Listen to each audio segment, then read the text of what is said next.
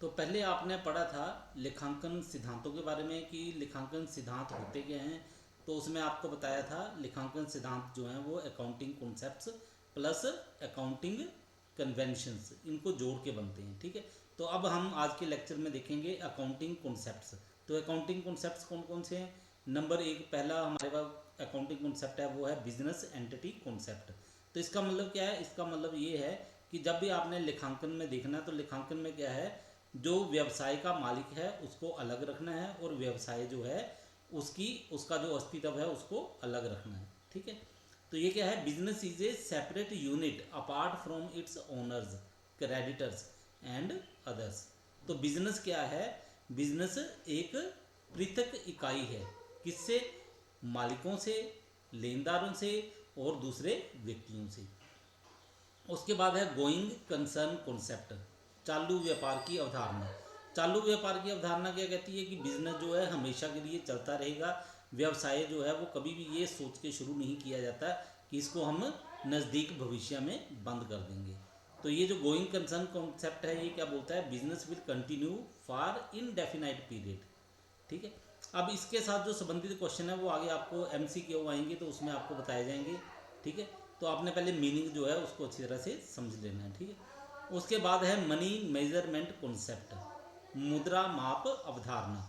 तो ये क्या होती है, only those transaction can be recorded in accounting which can be expressed in monetary value. तो मुद्रा माप अवधारणा में क्या कहा जाता है, इसमें ये कहा जा रहा है कि लेखांकन जो है उसमें सिर्फ उन लेन देनों का ही लेखा किया जाएगा जिनको कि मुद्रा के तौर पर व्यक्त किया जा सके या फिर मुद्रा के रूप में मापा जा सके। उसके बाद है कॉस्ट कॉन्सेप्ट, लागत अवधारणा। ये क्या कहती है, assets are to be recorded at the price pay to acquire it, that is cost. ठीक है, दैट इज एट कॉस्ट। तो क्या बोल रहे हैं इस अवधारणा के अनुसार कि ये जो संपत्तियां हैं, संपत्तियों को उसी मूल्य के ऊपर रिकॉर्ड किया जाएगा, लिखा जाएगा जिस मूल्य में उनको प्राप्त किया गया था, यानी कि लागत मूल्य के ऊपर। ड्यूल आस्पेक्ट कॉन्सेप्ट, तो ये है हमारी दोहरी अवधारणा।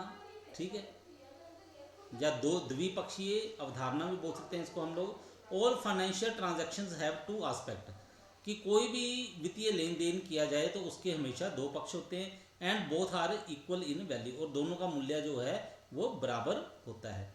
One is denoted as debit and other is denoted as credit. एक को हम डेबिट के तौर पर दर्शाते हैं और दूसरे को क्रेडिट के तौर पर दर्शाते हैं। Accounting equation is based on dual aspect concept, और ये जो अकाउंटिंग इक्वेशन है, ठीक है, लेखांकन समीकरण, ये ड्यूल आस्पेक्ट कॉन्सेप्ट है, इसी के ऊपर आधारित है। तो ये क्या है, assets is equal to liabilities plus capital. तो ये है हमारे पास अकाउंटिंग इक्वेशन। उसके बाद है अकाउंटिंग पीरियड कॉन्सेप्ट, लेखांकन अवधि अवधारणा। तो पहले आपने गोइंग कंसर्न कॉन्सेप्ट देखा था। ठीक है, चालू व्यापार की अवधारणा, उसमें क्या कहा गया था कि बिजनेस की लाइफ जो है वो इनडेफिनाइट है। ठीक है, असीमित समय तक बिजनेस जो है चलता रहेगा। अब असीमित समय के बाद तो हम प्रॉफिट या लॉस तो देख नहीं सकते हैं बिजनेस की। तो इसके लिए हमें क्या करना पड़ता है, ये जो असीमित समय है उसको कुछ पार्ट्स में बांट दिया जाता है, और ज़्यादा करके कौन से पार्ट्स में बांटा जाता है, एक वर्ष का। ठीक है, तो ये जो एक वर्ष का पार्ट बांटा जाता है इसी को हम बोलते हैं अकाउंटिंग पीरियड कॉन्सेप्ट। तो क्या कहा गया, business has indefinite life so profit can not be ascertained for indefinite period. To overcome this limitation life of business is divided into accounting years generally of 12 months. इसके बाद है realisation concept, वसूली अवधारणा। तो ये क्या बोलती है, it deals with the determination of point of time when revenues are earned.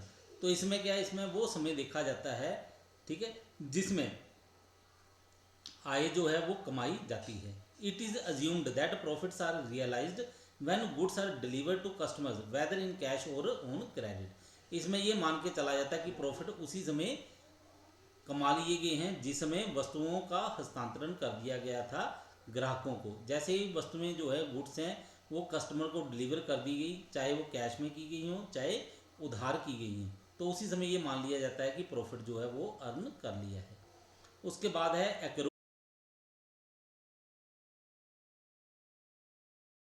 Accrual concept के बारे में। एक्रूअल कॉन्सेप्ट क्या बोल रहा है, it recognises revenues when they are earned and not on when they are collected. तो ये जो आय होती है, रेवेन्यू होते हैं, इनको कब माना जाएगा, इनको उसी समय माना जाएगा जिस समय ये कमाए गए हैं, ना कि उस समय जब इनको इकट्ठा किया जाता है। इसी प्रकार ये जो खर्च होते हैं, एक्सपेंसेस हैं, व्यय हैं, इनको भी उसी समय मान लिया जाता है जिसमें इनका हमने बेनिफिट लिया होता है, ना कि उस समय जब इनकी अमाउंट जो होती है वो पे ऑफ की जाती है। जैसे हम किराया है, ठीक है, जनवरी महीने का किराया है वो हम दे रहे हैं जाके मार्च महीने में, तो इसका मतलब है वो किराया कब गिना जाएगा, वो जनवरी महीने में ही गिना जाएगा, ना कि मार्च महीने में। या फिर ऐसे मान लो कि आपने 2016 का किराया जो है वो 2017 में दिया, तो इसका मतलब है वो किराया जो है 2016 सन में ही काउंट होगा, ना कि 2017 में। इसके बाद है हमारे पास मैचिंग कॉन्सेप्ट, ठीक है, मिलान अवधारणा। ये क्या बोलती है, according to this concept all cost which are applicable to revenue of the period should be charge against that revenue. तो जो भी लागत होती है उसको उसी समय की जो रेवेन्यू होते हैं उनके साथ ही मिलाया जाता है जिस समय के साथ वो संबंधित होते हैं। It means revenue and cost are matched with the same accounting period.